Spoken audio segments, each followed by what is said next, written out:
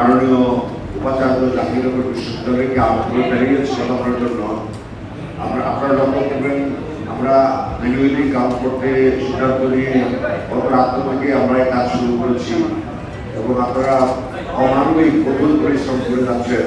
কিন্তু আমাদের বিভিন্ন সীমাবদ্ধতার জন্য মাত্র 3টা টেবিলে 3টা গ্রুপ কাউন্ট করেছে এবং খুব স্লো হচ্ছে আমাদের কাজ। কিন্তু আমরা কিন্তু বসে নেই, সবাই অনবরত কাজ চালিয়ে যাচ্ছি।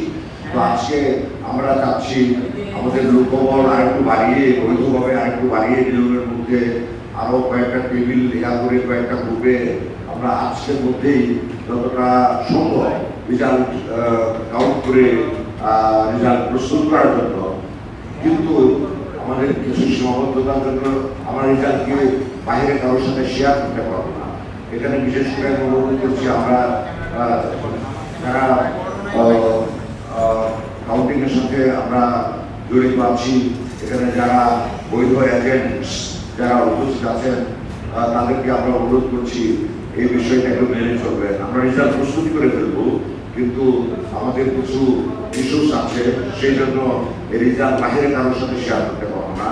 এবং এখানে একটা বিষয় লক্ষণীয় থাকবে সবসময় যে বাহিরে যদি রেজাল্ট পাবলিশ হয় বিভিন্ন মিডিয়ায়, ইলেকট্রনিক বা প্রিন্ট মিডিয়ায়, সেটা আমরা ধরে নেব যে আমরাই করেছি, করেছি। এবং আমি নেগেটিভ নেবেন না, আমি পর্যাপ্ত পরিমাণ গোয়েন্দা সংস্থার লোককে আমি নিয়োজিত করে রেখেছি।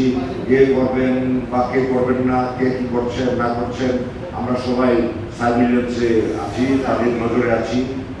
এই অবস্থায় আপনাদের কাছ থেকে আন্তরিক সহযোগিতা পেয়ে আসছি।